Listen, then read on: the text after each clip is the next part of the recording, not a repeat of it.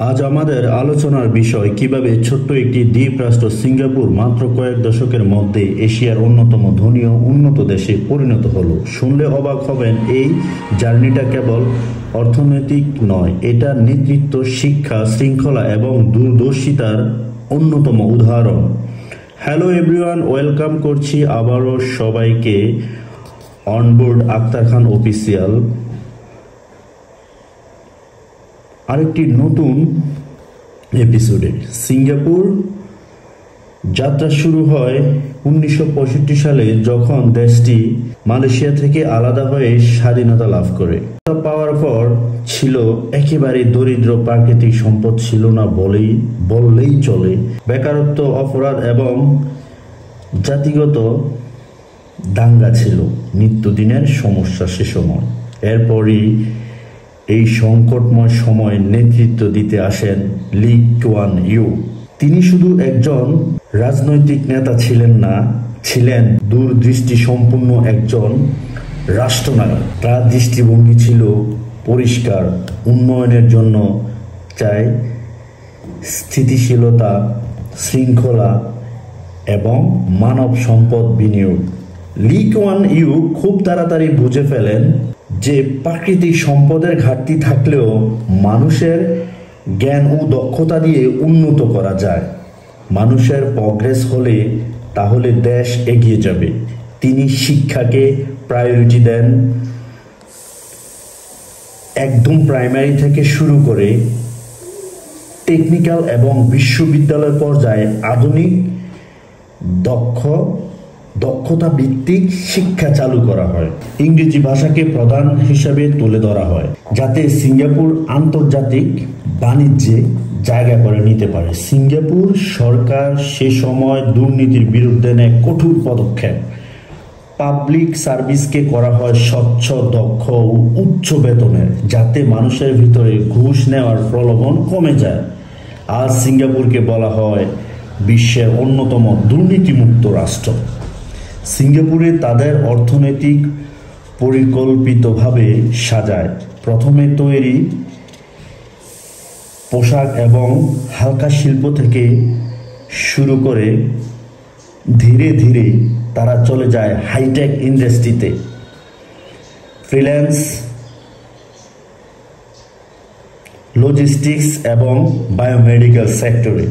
বিশ্বের বড় বড় কোম্পানিগুলোকে আকর্ষণ করার জন্য তৈরি করা হয় অবকাঠামো, ট্যাক্স সুবিধা এবং রাজনৈতিক স্থিতিশীলতা।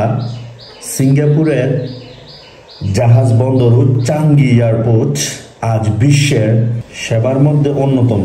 এর ফলে দেশটি হয়ে উঠেছে এশিয়ার প্যাসিফিক অঞ্চলের গ্লোবাল ট্রেড হাব। বুঝতে পারছেন,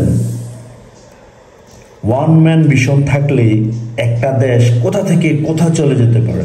সিঙ্গাপুর আইন কানুনের প্রয়োগ অত্যন্ত কঠোর, তবে এটা অনেক সময় বিতর্কিত হলেও এর ফলে দেশটিতে অপরাধের হার অত্যন্ত কম এবং সামাজিক শৃঙ্খলা দৃঢ়। যেমন পাবলিক প্লেসে থুতু ফেলা যাবে না একদমই, সুইংগাম খাওয়া যাবে না একদমই, এগুলোকে নিয়ন্ত্রণ করা হয়। এর মাধ্যমে পরিচ্ছন্নতা এবং শৃঙ্খলা বজায় রাখা হয়। পরিষ্কার পরিচ্ছন্নতা এবং শৃঙ্খলা বজায়